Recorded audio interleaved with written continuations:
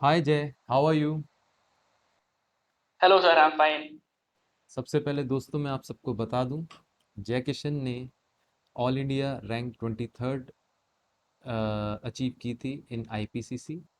And मैं आज जय को आपके सामने जानबूझ के लाया हूं बिकॉज ये बहुत ही अच्छा स्टूडेंट है और इसके साथ पिछले अटेम्प्ट में थोड़ा अनफॉर्चुनेट हुआ था। He scored just 33 marks in costing. However, उसने अपनी गलतियों से बहुत इम्प्रूव किया and I am really proud of him. In this attempt he has scored 70 marks in SCMP. मैं आपको एक बात बहुत अच्छे से समझा दूं दोस्तों। देखो, आप सब में से बहुत सारे लोग आज डिप्रेस्ड होंगे, तो मेरे ख्याल से जय एक ऐसा इंसान है जो आपको बहुत अच्छे से शायद गाइड कर सकता है कि आखिरकार एससीएमपी में किस तरीके से हम अपने अच्छे मार्क्स लेके आएं और अपने डिप्रेशन से बाहर निकलें। यस जय, प्लीज़ गाइड करिए। थोड़ा सा आप मेरे को बताइए, पहले तो आप कैसे हैं? रिजल्ट के बाद कितनी खुशी मिल रही है आपको? हाँ, तो सर, तो रिजल्ट के बाद तो एक अच्छा ही लगता है। और इस बार आपने भी काफ़ी हेल्प करी कॉस्ट के पेपर। जैसे लास्ट टाइम कॉस्टिंग की ही वजह से मैं मेन बोलूँ कि एवरेज में 40 अबव सारे सब्जेक्ट में ही थे, बट कॉस्टिंग में ही एक पेपर था जो गड़बड़ हो गया था। हो तो जाता है, हो जाता है, ये लेकिन मैं इस बात से बहुत खुश हूँ कि आपने अपनी गलती से बहुत सीख ली और आप एक बहुत अच्छे से आगे बढ़े। हम लोग बहुत ज़्यादा और सब्जेक्ट्स के बारे में जय आज नहीं बात करेंगे। मेरा सिर्फ और सिर्फ ऑब्जेक्टिव रहेगा एससीएमपी के लिए। बिकॉज मैं चाहता हूँ, मैं ये समझना चाहता हूँ, आपके अंदर से जूस निकालना चाहता हूँ कि आखिरकार आपने एससीएमपी में ऐसा क्या किया कि आप 33 से सीधा जंप करके 70 मार्क्स पे आए, जबकि इस पेपर में, इस अटेम्प्ट में फैक्ट ये है जुलाई 2021 के एग्जाम में एससीएमपी में बहुत ही कम नंबर आए हैं स्टूडेंट्स के। तो प्लीज़ थोड़ा सा मुझे पहले तो गाइड करिए, एक ओवरव्यू दीजिए कि आपने किस तरीके से आप क्योंकि डिप्रेस भी हुए होंगे, तो मेरे को उससे बताइए, जब आप वहाँ पे आपका अटेम्प्ट हुआ था तो क्या आप डिप्रेस हुए थे? उसके बाद आपने किस तरीके से अपने को कोप अप किया और कैसे आपने पढ़ना शुरू किया, और स्टूडेंट्स को भी कैसे पढ़ना चाहिए, प्लीज़ बताइए। सर, रिजल्ट के बाद तो डिप्रेशन तो बहुत ही हुई थी, हम्म। बट फिर वही है कि फैमिली का सपोर्ट था और अच्छा। फोकस यही था कि बस जितनी जल्दी हो सके रिकवर करके दोबारा से तैयारी में लगना है। बहुत तो बढ़िया। उसी फोकस के साथ फिर पेरेंट्स ने भी काफ़ी बोला कि कोई बात नहीं, हम्म। हो जाएगा, एक बार नहीं तो बहुत 2 बार में हो जाएगा। पेरेंट्स का सपोर्ट तो देखिए हर जगह हर किसी को, मेरे ख्याल से पेरेंट्स और फैमिली एक ऐसी चीज़ है जो हमारे लिए पिलर है, हर किसी के लिए। वो तो हमेशा हमें सपोर्ट करते हैं और उन्हीं की वजह से आज शायद हम लोग यहाँ बैठे भी हैं सब। तो आप एक बात बताओ, जैसे आपने पढ़ना शुरू किया, if I am not wrong आपने पहले किसी और से क्लास ली थी, उसके बाद आपने मेरी ज्वाइन की। तो मैं इस समय यहाँ पे एडवर्टीजमेंट पर्पज से नहीं जानना चाह रहा, मैं सिर्फ ये जानना चाह रहा हूँ कि आप मुझे ये बताइए, क्या डिफरेंसेस आपने किए? प्लीज मेरी तारीफ ना करके आप इसमें फोकस ये करिएगा कि क्या आपने डिफरेंसेस किए पढ़ाई के अंदर। ये मत बोलिए कि सर आपने इतना अच्छा पढ़ाया, ऐसे किया वैसे किया, बिकॉज ये इंटरव्यू मैं चाहता हूँ स्टूडेंट्स के बेस्ट बेनिफिट के लिए। तो आप मुझे ये बताइए कि क्या डिफरेंसेस आप लेके आए अपनी पढ़ाई के अंदर जो एक स्टूडेंट को नॉर्मली लेके आने चाहिए। तो तो सर, जब लास्ट अटेम्प्ट पर मैंने प्रिपरेशन करा था, तो काफ़ी क्लियर नहीं था माइंड में कि कैसे सब्जेक्ट को टैकल करना है, कैसे स्टार्ट हम्म। करना है। थ्योरी भी है, सम्स भी हम्म। है। तो उस टाइम पर क्या था, मैंने फ़ोकस मतलब बैलेंस्ड प्रिपरेशन नहीं रखा ओके। था अपना। तो अभी जैसे सब्जेक्ट जो डिमांड कर हम्म। रहा है इंस्टीट्यूट की, जैसे पास्ट पेपर हम्म। पैटर्न्स हैं, वो कांसेप्ट्स पे ज़्यादा क्वेश्चंस पूछ रहे हम्म। हैं। और उनकी क्वेश्चंस भी ऐसी हैं कि मतलब काफ़ी प्रैक्टिकल है। मतलब कुछ-कुछ अटेम्प्ट में आप देखोगे कि उन्होंने प्रैक्टिकल पोर्शन पे सम्स पर ज़्यादा फ़ोकस करा है। कोई अटेम्प्ट में वो थ्योरी ज़्यादा पूछ लेते अच्छा। हैं। तो एक बैलेंस प्रिपरेशन चाहिए सब्जेक्ट के लिए, जो लास्ट टाइम नहीं हो अच्छा, पाई तो थी। आप ये कहना चाह रहे हैं, तो अगर इस मैं बार गलत नहीं समझ रहा, कि हमें दोनों पे फोकस करना चाहिए? क्या आप ये कहना चाह रहे हैं सिर्फ थ्योरी पे नहीं, सिर्फ न्यूमेरिकल पे नहीं, दोनों पे फोकस करें? जी, अच्छा। जी, जी सर। तो अब आप पेपर देखोगे इसका कैसा हो गया, आप इसको इज़िली 2 पेपर मान के चल सकते हो हुँ, एससीएमपी को। एक पूरा थ्योरी पोर्शन जिसमें आपके सारे कांसेप्ट्स आ अच्छा। गए, जिसमें आपके केस स्टडीज़ हुँ, आ गए, जो भी थ्योरी हुँ, बेस्ड हैं, जिसमें नंबर्स की रिक्वायरमेंट नहीं है अच्छा। बेसिकली। और एक आप पार्ट हो गया जिसमें हुँ, सम्स हैं, जो भी बड़े सम्स, छोटे सम्स, जितने भी सम्स हैं बुक्स में हुँ, और आरटीपी, एमटीपीज़ हुँ, में, वो एक हुँ, सम्स आ गए।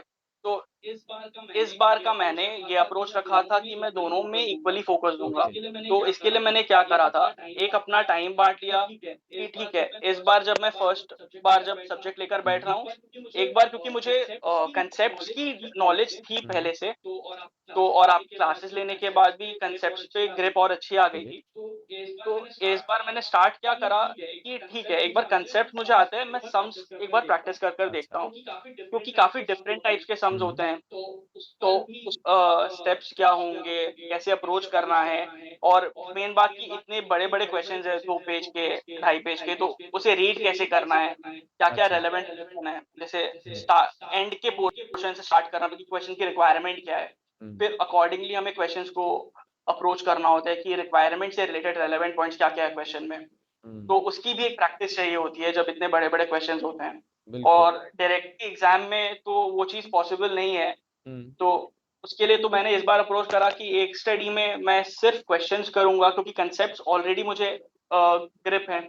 फिर सेकंड टाइम मैंने क्या अप्रोच करा कि जितनी भी थ्योरी पोर्शन है बुक्स में, तो हुँ, उसे एक बार रीड करके, जितने पहले समझ के कि क्या लिखा है, क्या बोलना चाह रहा है, साइड में नोट्स बना के कि हुँ, एग्ज़ैक्टली मतलब अपने ओन वर्ड्स में हुँ, शॉर्ट में समरी बना के क्या लिखा है इस एक पूरे पेज में या इस पर्टिकुलर पैराग्राफ में।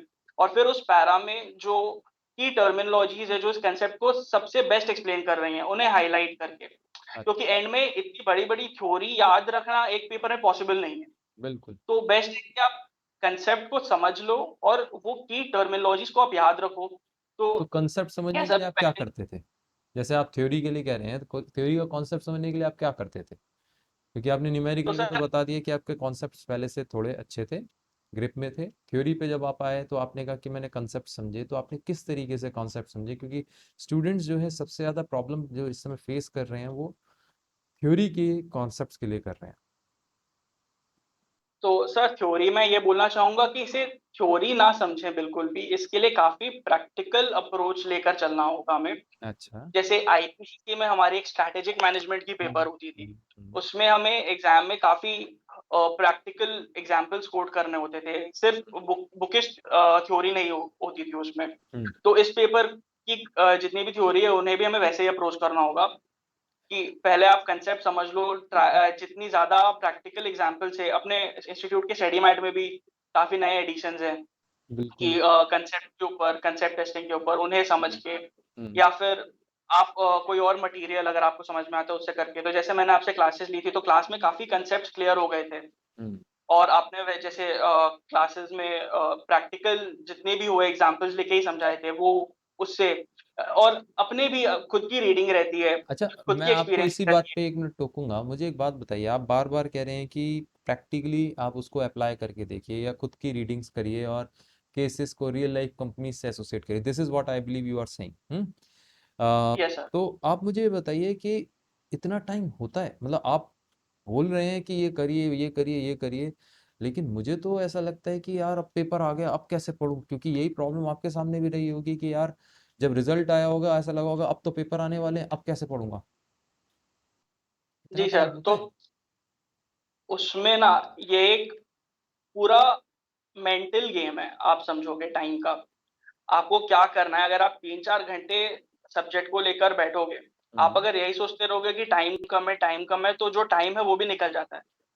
अच्छा। आपको फ़ोकस करके अगर आप रीड करोगे ध्यान से एक चीज़ को, ट्राई करोगे आप कांसेप्ट को जितना पॉसिबल हो सके समझ के, और कीवर्ड्स को आप हाइलाइट करते चलोगे, हुँ, तो उसी टाइम में जहाँ पे आप ये सोच रहे थे कि अब तो टाइम कम है, टाइम निकल जाएगा, उसी में आपका एक कांसेप्ट हो गया। ओके। सो वैसे ही कर के अगर आप सब्जेक्ट को अप्रोच करोगे, ट्राई करोगे, जितना डिस्ट्रैक्शन कम हो, जितना फ़ोकस एग्ज़ाम्स पे, सब्जेक्ट पे, पेपर पे हो, हुँ, एग्ज़ाम रिलेवेंट स्टडीज़, मतलब रिसर्च में भी ऐसा नहीं कि कितना बार होता है कि कुछ-कुछ पॉइंट्स हैं अगर आप रिसर्च करने जाओ तो उसपे काफ़ी डिटेल में रिसर्च हो सकती है, but exam point of view से उतने रेलेवेंट नहीं होते। तो उसमें काफ़ी टाइम वेस्ट हो जाता है अगर इधर-उधर भटकना चाहें तो। तो अच्छा। अपने को क्या करना होता है, इंस्टीट्यूट का एक सिलेबस रहता है, हेडिंग्स रहते हैं, हुँ, तो उस हेडिंग के अकॉर्डिंगली ट्राई करनी होती है कि एक चैप्टर अगर ले रहे हैं, पहले नोट डाउन करें उसमें कितने कांसेप्ट्स हैं, कितने टॉपिक्स हैं पढ़ने वाले और अपने पास कितना टाइम बचा है और उस टाइम में ईच चैप्टर हर एक चैप्टर के लिए अपने कितना टाइम एलोकेट कर सकते हैं। अकॉर्डिंगली उस चैप्टर में उतना टाइम एलोकेट करके उस टाइम लिमिट में सारे पॉसिबल कांसेप्ट्स को समझ के कीवर्ड्स को याद रख के चलने में ही सही प्रिपरेशन उसी ने मुझे हेल्प करा है सर इस बात अच्छा, को। तो मैं अगर अभी तक जो आपने बताया उसको मैं ब्रीफ आउट करता हूँ। पहली चीज़ आपने बोली जब क्वेश्चंस पढ़ते हैं, जैसे मैं भी आपको क्लास में समझाता हूँ कि पहले रिक्वायरमेंट पढ़िए, बाद में क्वेश्चन को अप्रोच करिए ताकि आपके माइंड में बिल्कुल एक क्लियर माइंडसेट हो कि क्वेश्चन ने मांगा क्या, what is question demanding from you. And जब आप इस तरीके से पढ़ेंगे तो आपका माइंड बहुत क्लियर होगा कि अच्छा this topic is known to me, this topic is not known to me, और इसमें मांगा क्या गया है, मैं इसको अटेम्प्ट कर सकता हूँ या नहीं कर सकता। This is first thing you said. Second thing you said कि अगर बाय चांस हम जैसे थ्योरी पे आए, क्योंकि आपने थ्योरी समझानी शुरू की, आपने कहा एक तो कीवर्ड्स पे ध्यान देना है, की टर्मिनोलॉजीज पे। आपने सेकंड चीज बोली कि आपको इंस्टीट्यूट के स्टडी मटेरियल को बिल्कुल नेग्लेक्ट नहीं करना, जैसे मैं भी कहता हूँ, और बिल्कुल सही बोला आपने कि इंस्टीट्यूट का study material is like Bhagavad Gita to you. Third आपने जो बोला वो ये बोला कि आपको जो भी कॉन्सेप्ट है वो बहुत डिटेल में समझने हैं with practical association of real life companies, real life situations, ताकि आप उसको रिटेन कर सकें। फोर्थ आपने ये बोला कि आप जब भी टाइम मैनेज कर रहे हो तो आप प्रॉपर टाइम मैनेजमेंट बनाइए और फॉलो दैट टाइम मैनेजमेंट, नहीं तो सोचते ही रह जाएंगे एंड ओवर थिंकिंग हो जाएगी रादर देन एग्जीक्यूशन। तो आपको एक टाइम मैनेजमेंट बनाना है according to whatever topic you are going to take. For example, you are taking chapter 1 or chapter 5 or chapter 7, whatever chapter you are taking, आपने उसमें सोचा कि x amount of time लगेगा तो stick to that time, और उसमें पहले ही calculate करके रखिए कि इतना टाइम लगेगा। प्रेफर करिए कि मेन जो हम रिवीजन करें, मतलब पढ़ते हैं हम डिटेल में, जैसे चाहे आपने मेरे से भी पढ़ा तो बहुत डिटेल में पढ़ा, लेकिन जब रिवीजन करें तो आप ये कहना चाह रहे हैं कि स्टडी मटेरियल से रिवीजन करें, जो कि बिल्कुल सही अप्रोच है। क्या मैंने कुछ भी मिस किया या कुछ ज़्यादा बोला या कुछ कम बोला, प्लीज़ मेरे को गाइड करिए। हाँ, हाँ सर आपने सही बोला। अच्छा, अब मेरे को ये बताइए, मेरे पास कई स्टूडेंट्स आते हैं और वो कहते हैं कि सर पेपर दिया मैंने और मुझे ऐसा लगता है कि मेरे नंबर आने चाहिए थे, मेरे साथ पेपर में एग्जामिनर ने सही से मेरा चेक नहीं किया। तो आप पिछली बार जैसे अनफॉर्चुनेट रहे थे और इस बार अच्छे मार्क्स आए, तो आप किसी भी अटेम्प्ट के लिए, चाहे पिछले अटेम्प्ट के लिए चाहे इस अटेम्प्ट के लिए, ये बोलेंगे कि आपके एग्जामिनर ने मार्क्स सही से एलोकेट नहीं किए थे। सर शुरू में तो लगता है कि अब हम लोग जो लिखे हैं ठीक लिखे हैं, ज़्यादा मिलना चाहिए मार्क्स। अच्छा, तो इसके लिए मैंने क्या करा था अपने जो पेपर मँगवा लिए थे एक बार। बहुत बढ़िया किया। तो शुरू में तो एक बार पेपर देख के लगा नहीं इसमें तो थोड़े ज़्यादा मिलने चाहिए थे। मैं अगर वो चेक करता तो थोड़े ज़्यादा मार्क्स देता। अच्छा। बट फिर वही जैसे-जैसे प्रिपरेशन अपनी ही आगे बढ़ी मैंने थोड़ा सब्जेक्ट को स्टार्ट करा पढ़ना वापस से एग्ज़ाम के लिए। हम्म। फिर सेम क्वेश्चन्स के जब मैंने आंसर लिखे और अपने ही पेपर के आंसर से कंपेयर करे, अच्छा। तो समझ में आया क्या हेलन हेवन डिफरेंस होती है। जब आप थोड़े से प्रिपरेशन के साथ एग्ज़ामिनेशन में लिखते हो तो आपको लगता है आपने जितना लिखा वही सही है। बट फिर एक बार जब आपकी ग्रिप अच्छे से प्रिपरेशन सॉलिड होती है, उसके बाद के आपके आंसर्स की क्वालिटी में अपने आप ही आपको वो डिफरेंस समझ में आता है। तो अगर आप एक 2 पेज का आंसर लिख रहे हो, आपको लग रहा है कि नहीं मुझे एक पैरा मेरा करेक्ट था, उसमें मुझे नंबर नहीं मिले। बट वैसा नहीं होता है ना, आप एक पूरे आंसर के बेसिस पे आप मार्क्स अलॉट करते हो। अच्छा। स्टेप मार्किंग रहती है करेक्ट। हम्म। और उधर भी मैंने देखा था कि भले ही मेरे 4 स्टेप में से 3 स्टेप गलत हैं, 1 स्टेप मार्क्स है, उसमें मुझे मार्क्स मिले थे। अच्छा, बट वही चीज़ है ना, तो अब आप ये कहना चाह रहे इनिशियली हैं, मतलब मैं इन समेशन ये कहूँ कि स्टूडेंट्स को आईसीआई को ब्लेम करने से बेटर है अपने आप में इम्प्रूवमेंट के स्कोप देखना, ये बेटर रहेगा, आप ये कहना चाह रहे हैं। Correct, correct, correct sir. हाँ। क्योंकि अगर कुछ प्रॉब्लम है चेकिंग में तो ठीक है ना, वो मार्जिनल रहती है। अच्छा। बट आपके एफर्ट है वो मैक्सिमम है। 80% 90% आपके एफर्ट्स पे डिपेंड करता है आपने जो पेपर लिखा है। हम्म। अगर कुछ मार्जिनल है पेपर चेकिंग में तो वो अगर आपका प्रिपरेशन आपकी तैयारी अच्छी है तो उससे उससे आपको कोई फ़र्क नहीं पड़ना चाहिए। बिल्कुल, बहुत बढ़िया आंसर। अच्छा, मेरे को एक बात और बताइए, जैसे मेरे पास कई बार स्टूडेंट्स ये कहते हैं कि सर मैंने तो बहुत अच्छी प्रिपरेशन की, अब मुझे कैसे पता चले पेपर से पहले कि मेरी प्रिपरेशन अप टू मार्क है या नहीं, क्योंकि मेरे हिसाब से तो मैंने बेस्ट प्रिपरेशन की। तो इस चीज़ में आप क्या सजेस्ट करना चाहेंगे, कैसे पता चले कि आपकी प्रिपरेशन अप टू मार्क है या नहीं? हाँ, तो इस चीज़ के लिए सर मैंने भी करा था एक एटलीस्ट एक पेपर हाथ से लिख कर एग्ज़ाम एनवायरनमेंट में सॉल्व कर लेने से ही पता चलता है। तो बहुत मैंने क्या करा था, पास्ट ला एग्जाम पे। पास्ट बहुत अटेम्प्ट उठा लिए थे, जो मैंने पहले कभी नहीं देखे थे। अच्छा। उसे मैंने हाथ से लिख कर उसे फिर सजेस्टेड आंसर से आंसर्स मैच करे थे। हम्म। तो फिर उसमें पता चलता है कि कहाँ-कहाँ मिस्टेक है, कहाँ-कहाँ आंसर्स इम्प्रूव होते हैं। सजेस्टेड आंसर्स में किस तरह के आंसर्स, क्या-क्या पॉइंट्स माँग रहे हैं। हम्म। अगर सॉल्यूशन है तो क्या-क्या स्टेप्स उन्होंने दिखाए हैं आंसर में और क्या-क्या मैंने स्किप करे हैं या क्या-क्या एक्स्ट्रा एडिशनल स्टेप्स दिखाए हैं। तो उन सब स्टेप्स को हटाकर जो-जो रेलेवेंट स्टेप्स हैं उन्हें रखने से टाइम भी सेव होगा और मार्क्स भी ज़्यादा आएगा। यार जय किशन, मैं सही बताऊं, आप बहुत मेहनत करा रहे हैं, मैं एक स्टूडेंट के पॉइंट ऑफ व्यू से बोल रहा हूँ। आप बहुत मेहनत करा रहे हैं, आप ऐसे बताएंगे तो सर कैसे होगा? मैं आपको जेन्युइनली बताऊं, आप ऐसे ट्रिक्स बताइए जिसमें सर, जय किशन सर, हमें पढ़ना ना पड़े। आप कुछ ऐसे बताइए हमें मेहनत ना करनी पड़े, पेपर खुद ना देना पड़े, बस किसी तरह बस ऐसे ही पता चल जाए कि हमें आता है या नहीं। तो आप ये गाइड करिए कि बताइए हमें बिना पढ़े कैसे पता चले, बिना आंसर, क्योंकि हम नहीं देंगे किसी हालत में। हम पास्ट एग्जामिनेशन पे हम एक बार को मार्केट की ऊट पटांग मॉक टेस्ट सीरीज ज्वाइन कर लेंगे, लेकिन इंस्टीट्यूट के पास्ट एग्जामिनेशन क्वेश्चन पेपर्स करके नहीं देखेंगे। तो आप हमें बताइए कि आखिरकार हमें कैसे पता चले बिना मेहनत किए कि कैसे कि हमारी प्रिपरेशन पूरी है या नहीं? ये पॉसिबल नहीं है सर। नहीं एक है। बार आप खुद लिखोगे नहीं क्योंकि आपको एग्ज़ाम में पेपर लिखने ही हैं। अच्छा। तो वहाँ जाकर आप डायरेक्टली लिखोगे और एग्ज़ामिनर पे छोड़ोगे चेक करने के लिए, उससे बेटर है आप खुद लिखकर एक बार इवैल्यूएट कर लें। टाइम नहीं रहता है हर एक पेपर के टेस्ट लिखने के लिए। तो उस उधर में अगर टाइम कमती है तो मैं कुछ-कुछ टॉपिक्स सिलेक्ट कर लेता हूँ कि जो-जो टॉपिक्स में मुझे लगता है थोड़ी वीक है, हम्म। तो उन टॉपिक के ही क्वेश्चंस ढूँढकर उन्हें सिर्फ़ हाथ से लिखकर उस आंसर को कंपेयर करना। हम्म। कितनी बार होती है कि पूरे 3 घंटे नहीं रहते अपने को एक पेपर हम्म। प्रिपेयर करने के लिए। तो उसमें भी अगर कुछ चैप्टर आपको लगता है कि वीक है या कोई ऐसा चैप्टर जिसमें सम ज़्यादा है, जिन्हें प्रैक्टिस ज़्यादा करने की ज़रूरत है, बिल्कुल। तो उन चैप्टर्स के क्वेश्चंस जो नहीं करे हैं पहले या कोई पेपर ऐसा सिर्फ़ उसी चैप्टर्स के क्वेश्चंस को हाथ से लिख कर करके उतना ही टाइम एलोकेट करके जितना एग्ज़ाम में मिलते हैं, अच्छा। अच्छा जय, तो उस वो करके सिर्फ़ अच्छा मुझे एक बात और बताइए। कई स्टूडेंट्स कहते हैं, कई टीचर्स कहते हैं कि यार 100 मार्क्स का पेपर अटेम्प्ट करो, सीधा ना दिमाग लगाओ कुछ। तो पॉसिबल है 100 मार्क्स का? हमसे तो होता ही नहीं सर, क्या करें? नहीं, नहीं सर, तो उसमें तो जैसे आपने भी एक चीज़ बताई थी तो वही मैंने फ़ॉलो करा था कि पेपर भले ही पूरा करना है, माइंड में ये रख के चलना होता है कि मुझे तो 80 मार्क्स का अटेम्प्ट करना अच्छा। है। तो पहले वो बेस्ट 80 मार्क्स के क्वेश्चंस को ढूँढ कर मार्क करो। हम्म। ट्राई करो, उन्हें बेस्ट करो और एकदम लीस्ट पॉसिबल टाइम में जितना भी रिक्वायर्ड है उतना रेलेवेंट लिख कर आगे बढ़ो। अच्छा। एक बार वो हो जाता है, फिर टाइम बचता है तो अपने बाकी पे जा सकते हैं। अच्छा। तो हर बार क्वेश्चन में पेपर में ऐसा होता है कि कोई ना कोई क्वेश्चन होता है जो थोड़ा ट्रिकी होता है, अच्छा। जो थोड़े मेहनत ज़्यादा लगती है उसमें। हम्म। तो उ उस क्वेश्चन को आइडेंटिफ़ाई करना, उसे लास्ट में करना, जिस क्वेश्चन्स पे अपनी ग्रिप अच्छी है, जो ज़्यादा अच्छा आता है, जो रिसेंटली प्रिपेयर करा है, उन्हें ढूँढ कर वैसे क्वेश्चन्स को पेपर में उस ऑर्डर में करना। तो वही बेस्ट तरीका है एग्ज़ाम में।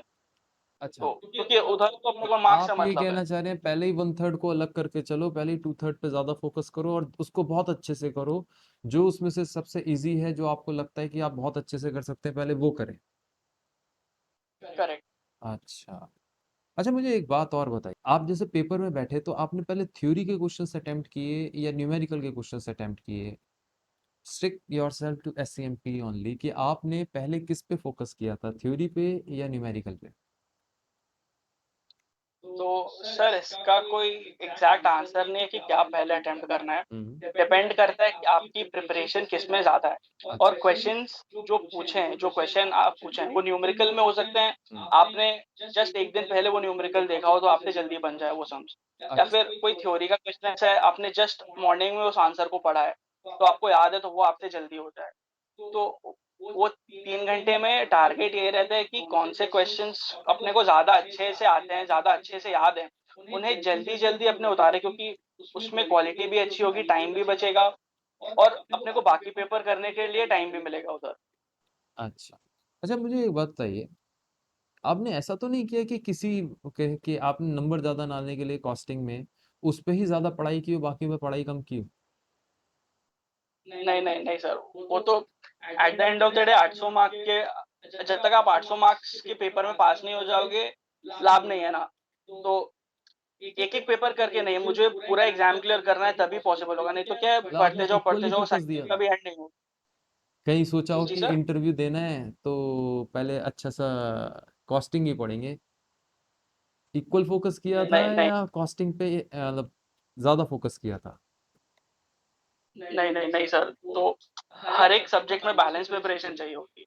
अच्छा हाँ, कोई-कोई सब्जेक्ट वीक होता है, जैसे मेरी कुछ एक थ्योरी सब्जेक्ट थी, वो वीक थी, कॉस्टिंग वीक थी, हुँ, हुँ। तो मैंने उस पे थोड़ी ज़्यादा टाइम एलोकेट करा था। बट ऐसा नहीं है कि आप एक ही सब्जेक्ट को पूरा टाइम दे दें, आपको हर एक सब्जेक्ट में बैलेंस प्रिपरेशन चाहिए होगा। तभी क्योंकि अल्टीमेटली 100 नंबर का पेपर सारा ही आएगा। सारा ही सब्जेक्ट में 100 नंबर के पेपर पे लिखना है आपको 3 घंटे बैठ के। हुँ।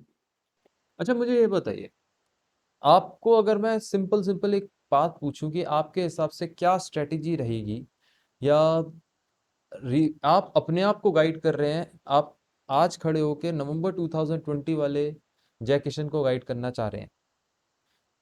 तो आप जय किशन को क्या गाइड करेंगे कि जय किशन आपने इस तरीके से पढ़ो क्योंकि आप अपने आप को रिवाइंड करके देख रहे हैं और वो जय किशन एक्चुअली आप नहीं है।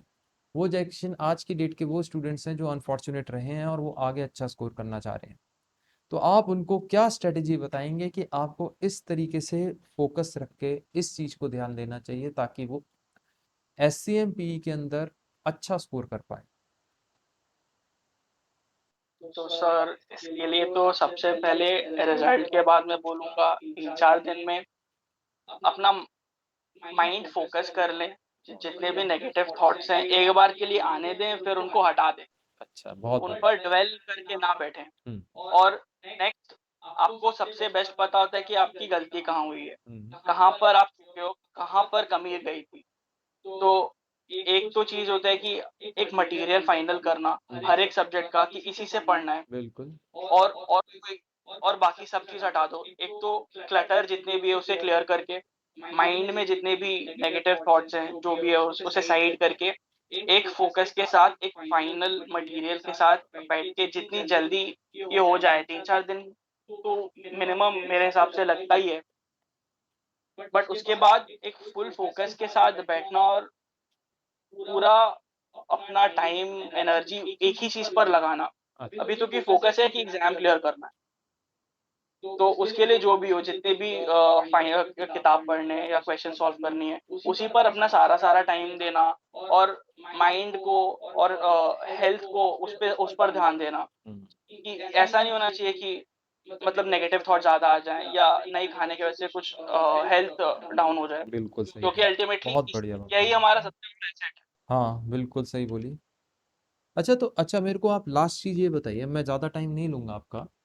म मुझे ये बताइए कि आप जैसे वो 15 मिनट्स मिलते हैं एग्ज़ाम में, उनको कैसे यूटिलाइज़ करते हैं?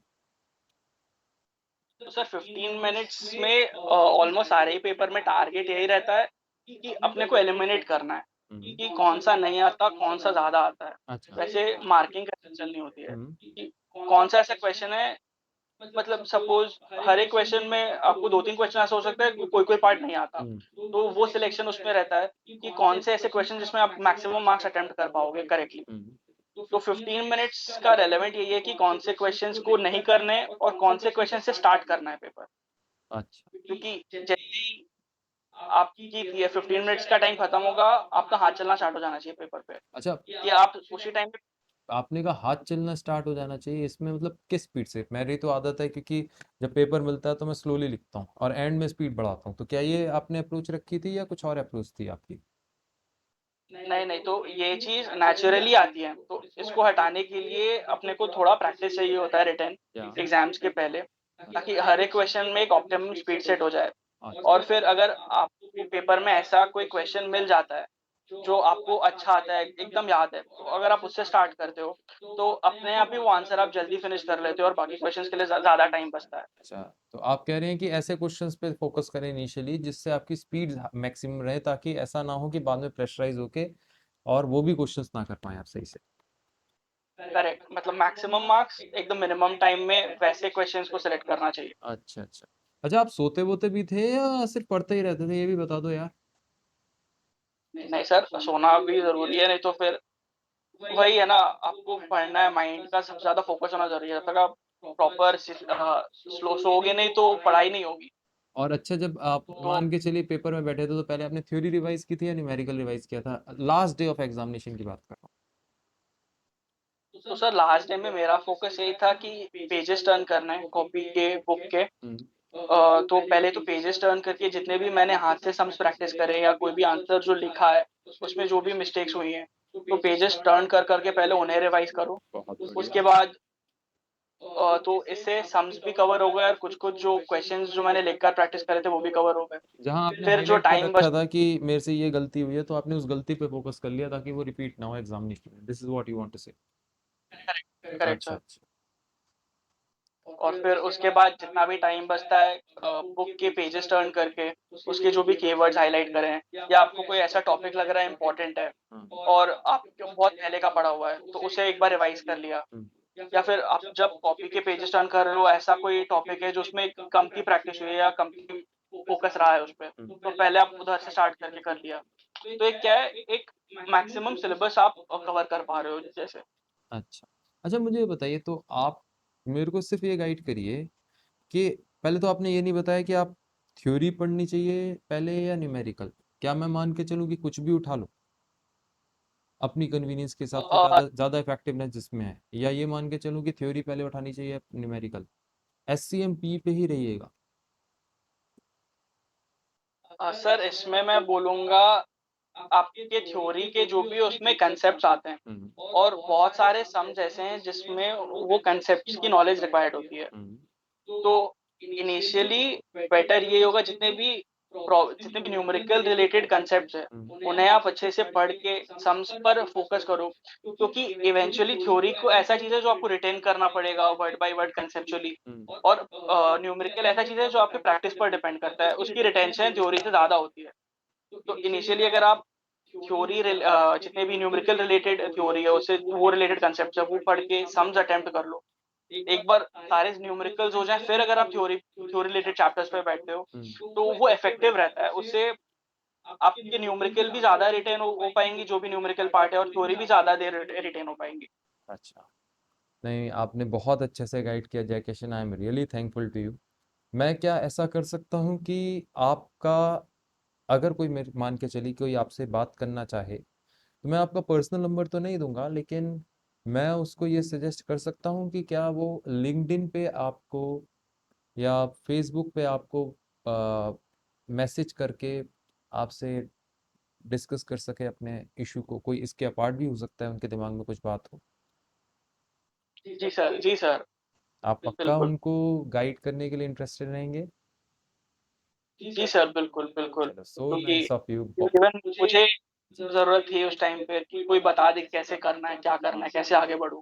क्योंकि हो सकता है अगले तो अटेम्प्ट में आप जैसे कितने जैकेशन बना दें आप।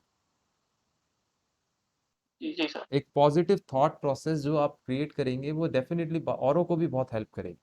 And I am really glad कि आपने सबके साथ अपने विजडम को शेयर किया, और मुझे बड़ा अच्छा लगा कि आप बिल्कुल कैंडिडली आपने सारी बातें बोली।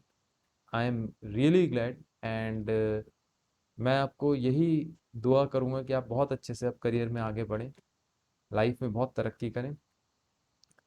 कभी मेरी कोई नीड थैंक हो यू सर। तो बताइएगा।